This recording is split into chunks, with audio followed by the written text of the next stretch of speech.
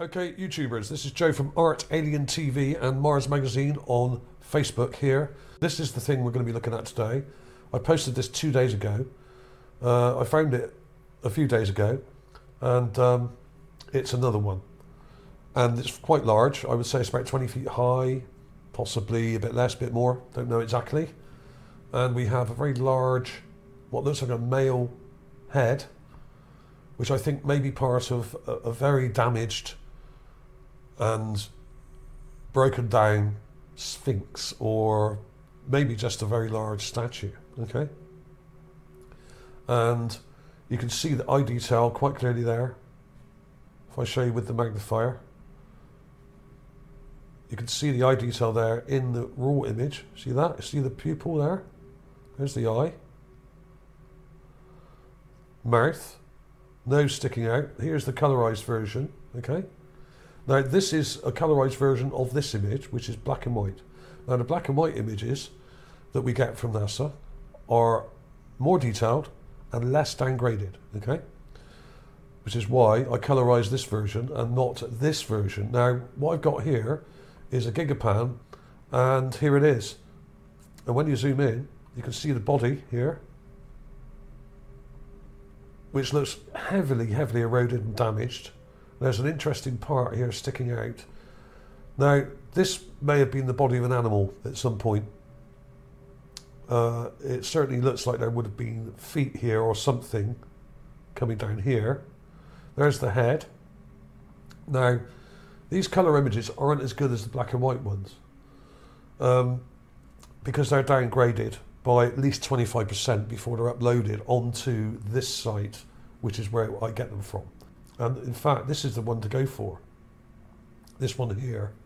What I've done here, I've uploaded the clips that I've done, and this is that clip I just showed you there with the black and white clip. Here's the actual black and white image itself, completely raw. That's what it looks like, okay? And you can see the ridge at the back and the front part of the Sphinx. I'm calling it a Sphinx because it's got a body, even though the body's pretty much obliterated, okay? But there it is. Even in the raw image there, this is completely raw. I haven't actually enhanced this in any way whatsoever. Nothing done to it whatsoever. You can see all those details. You can see the eye with iris detail. You can see the nose. A lot of this is damaged, of course. Some crazy lip detail going on here. I think what's going on here is there's damage, obviously, to the mouth area, but it almost looks like he's sticking out his tongue over his bottom lip. And there's the chin, and there's the head, and this is the ear. Now, you can actually see the ear there, carved into the rock, and you can see that better on the colorized one here, okay, just there. It's all there, all the detail is there. Now we're going to show you the actual colour clip. Now this is taken from the colour Gigapan, from the colour images. Not as much detail. It's fuzzier, there's less definition. This has been enhanced. And you can compare it to this, look. This is quite fuzzy. It's a long way off, and as I said, these browny sort of coloured colour images are downgraded. So when you zoom in, it kind of breaks up and there's less detail. And I don't think the camera was zoomed in quite as much also when it took these, because it was just doing a general panoramic. Whereas the black and white clip they took, I think is zoomed in a bit closer, so there's more detail. Okay, there it is. And here is my enhanced clip there. So what I've done here is I've white balanced it. In other words, I've turned the temperature down to get rid of the brown, an orangey colour, and add some blue back into the image like we should have on Mars, okay? Mars is like Earth, it has a blue sky, okay, most of the time, like we do. So if you add that blue back in, it looks a lot more natural, and this is what it would actually look like if you were there, okay? There it is. And we've got some interesting features over here. This thing sticking up, this may be something, part of a structure, and this here.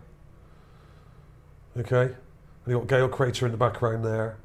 There's also a few other things in here which are really crazy. I'll show you on the actual Gigapan, the incomplete Gigapan. There it is. And you can see, I mean, if you look carefully, this looks like legs or something coming down here, and a body coming right back here, like you would see on the Sphinx. But it's so heavily damaged and broken away, this part here is all broken, that we can't really tell what it was, what sort of animal it may have represented. But you can see all that there, okay? And there are some other things here. I'll come back to that in a minute.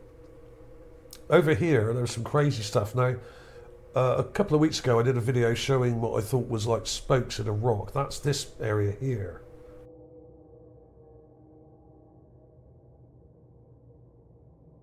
Right? Just here. Now, this is the thing I showed in that video. Just there. You can't see it very well from this distance, but it's there. But these things in front look really interesting. And I think these may be carved also. Because here we have what looks like some kind of reptilian or reptile carving next to a humanoid one here. Now, that's really hard to make out. So you need to take a clip of that and desaturate the colour because it's very brown, and then add some blues into the image and add a lot of brightness, and that's what I've done here. Okay. You can also see these on the actual page I've uploaded, the clip page here, and this is what they look like when you brighten the bejesus out of them. Add some contrast and desaturate a bit, because this will go a really funny colour. If you just keep adding contrast, it will go a horrible colour and will look pretty sickly on the page. You've got to desaturate it a bit, and that's what it is. It looks like a head here with a mouth, 2 eyes, another head here which looks kind of reptilian or some kind of animal with a sort of headdress on. It's there, like some sort of alien.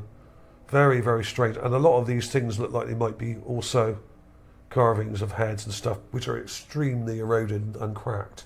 This is clearer on here, and you can see the details, and you can actually see in here, there's the eye, quite a clear eye, eyelid, iris, right, nostril, nose, pointed. This is broken. This was probably even more sort of pointed, coming right out, or maybe more rounded on the front there at one point. Top lip here,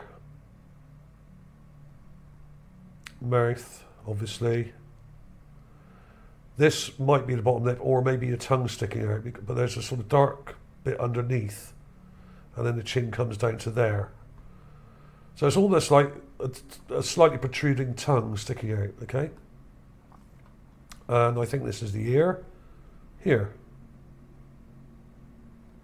Okay? And obviously the head comes up here. This is all cracked and damaged, and some of it's fallen away, but we're seeing enough of it to work out what it is. It's a rather strange looking person who was probably either a priest or a king, or more likely a king or leader, many, many thousands of years ago, like some of the others that I've shown, like the Emperor and Ares and those other huge statues that I've shown you, and the giant Sphinx. Okay? Now, if you're new to this channel, this isn't the first one of these, okay? This is one of many, one of hundreds of such things, but of these giant ones, probably about 10 so far, okay? The rest are all mostly smaller little carvings that you see on these ridge lines, like I showed you further over to the left, or more like that. Most of them are that kind of size, which are 1 or 2 feet in size. And then occasionally we get these giant ones, which are like sphinxes or huge, great big carvings on the side of these buttes and structures at Mount Sharp, okay? At the base of Mount Sharp. And often there's giant glyphs in the area as well, which I've shown. So check out the links at the end of this video. There will be links to some of those things at the end. Follow the card links. There'll be links to playlists full of these things, okay? Like giant sphinxes and stuff, okay? Check them out. So if you're new to this channel, suspend your disbelief, at least until you've seen 1 or 2 of those, because these are all over the place, and some of them are very, very large indeed. Hundreds of feet tall, some of them. The giant Sphinx is over 200 feet long. In fact, it's about 240 feet long, which is about the same size as the one in Egypt at Giza, the famous Sphinx on Earth. So there we are. I mean, you can see this. I mean, it's a bit mucky, the colour in this, but you can see this head here, mouth here, I think an eye up here, and an eye there, and a sort of reptilian looking sort of snout area or nose area. There's a shadow there for the lip, right? And it's joined to this, which looks like some kind of headgear. Okay, some weird details in it.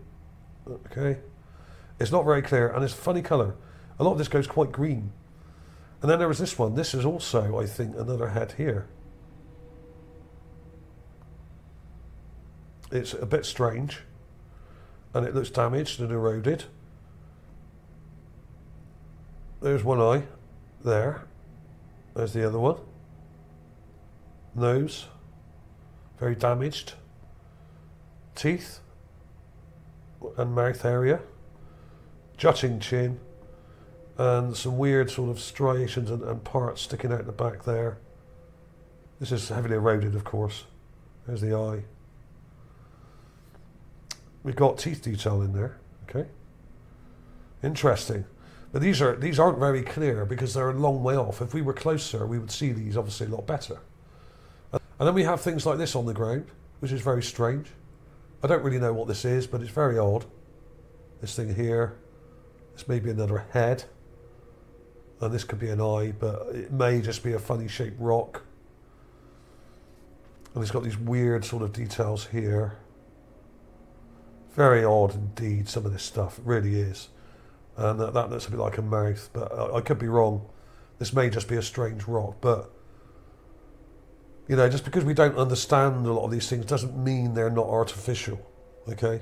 We got to sort of break away from our kind of preconceived ideas of what is art or what is possibly a skull or what is possibly a creature, because they will not necessarily conform to ours. A lot of them do, and a lot of them are similar, but a lot of these things are very weird and they don't conform to our animals or our, what we would call recognizable species or creatures or even art. You know, so you've got to think out of the box when you're looking at Mars, because this is an alien planet. Although similar to Earth, and a lot of the stuff is similar, and there were humans on Mars. A lot of them weren't. Okay, a lot of them were sort of reptoids and stuff like that, or possibly even insectoids as well, which I have shown. So you've got to be very open-minded and don't underestimate how ugly some of these people were.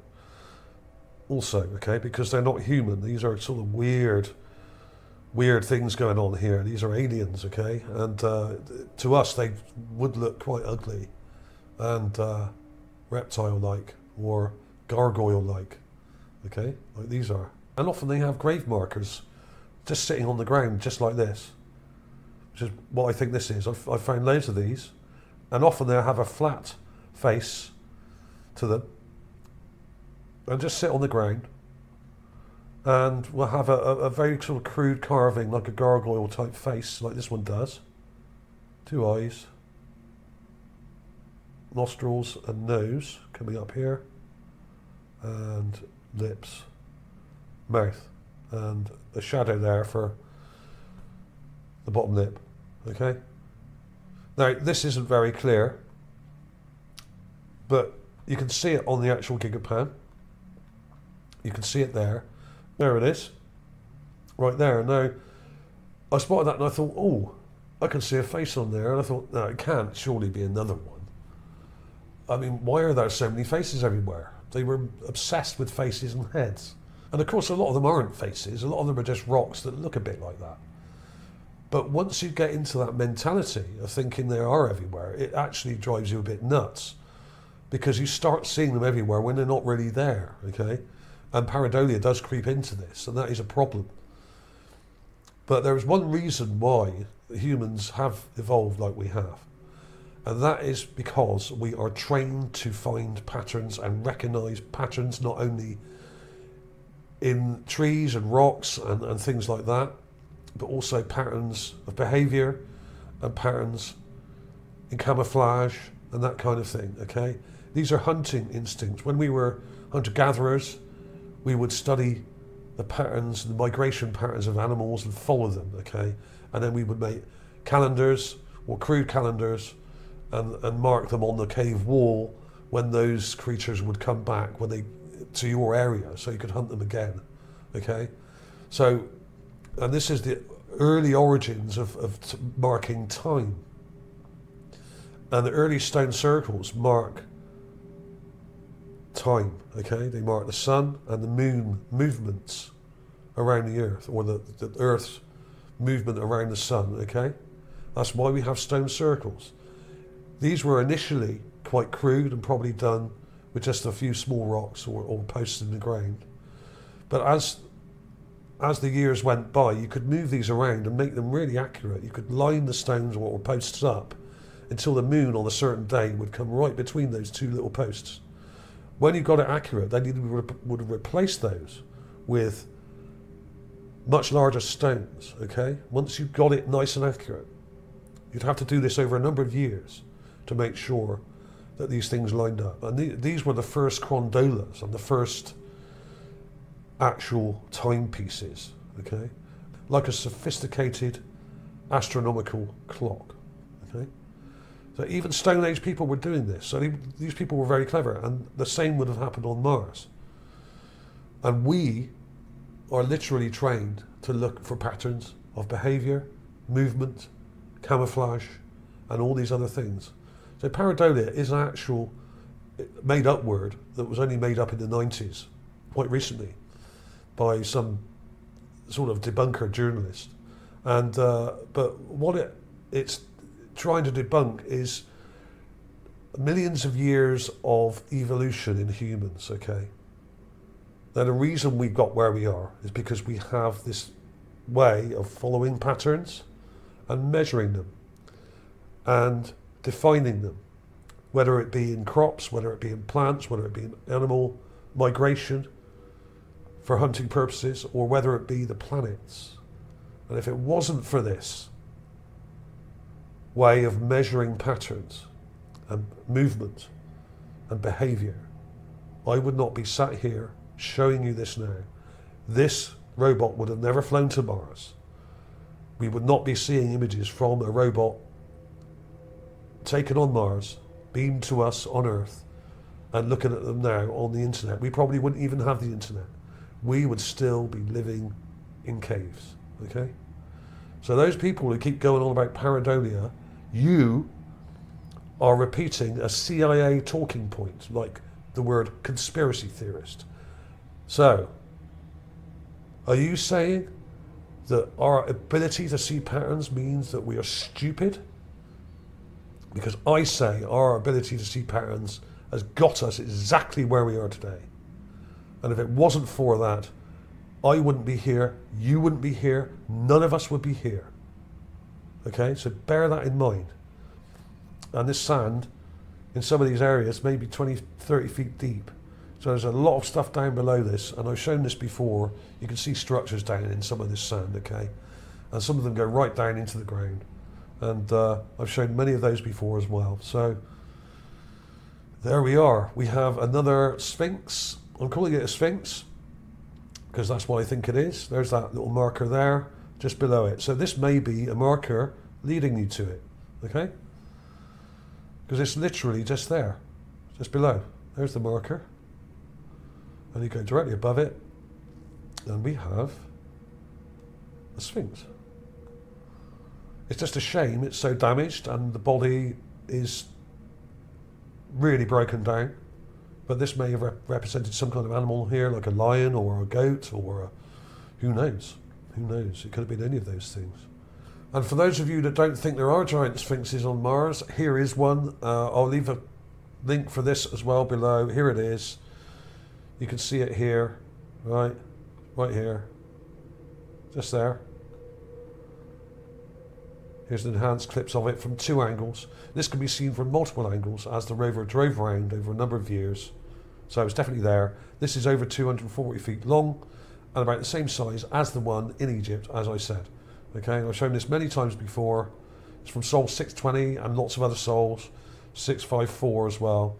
So I'll put a link just below for that as well, so you can check this out. This is the giant Sphinx. The one we're looking at today is not as big as this. This is way, way bigger. This is hundreds of feet long. And you can see it from the back and the side here. And it's even got a hole in the top of it, a bit like the one in Egypt has, which you don't normally see. It's got a hole in the top. So there's a chamber inside the head. Okay? And it's got incredible eye detail and a big long nose. Right? It's there. It's definitely there. You can see it in the raw clip there. And this one. This is from the back. Here, this is the back side of it. And you can see it in loads of other Gigapans as well, but it's much smaller, further away. So these are all over the place, and the area we're in, incidentally, if we look here, the area we're actually at now is right at the back here. That's where the rover is now. So the rover's driven right from here, right round here, across here, and is now driving down the back of this area, past all these big mounds, okay? And that's where the rover is now, right at the back here. So it's miles back from where we are from this perspective. It's driven right up here and along here. And now we're seeing some of these big mounds up close, like this one. And some of these smaller mounds are sphinxes and giant statues and structures that are ruined, okay? That's what they are. And do come along to Mars Magazine, because you'll see these days before I do the actual video, okay? Exclusive finds as they come will be put on here first. So thanks for watching, everybody. Please like and subscribe if you haven't already. Clips coming up now.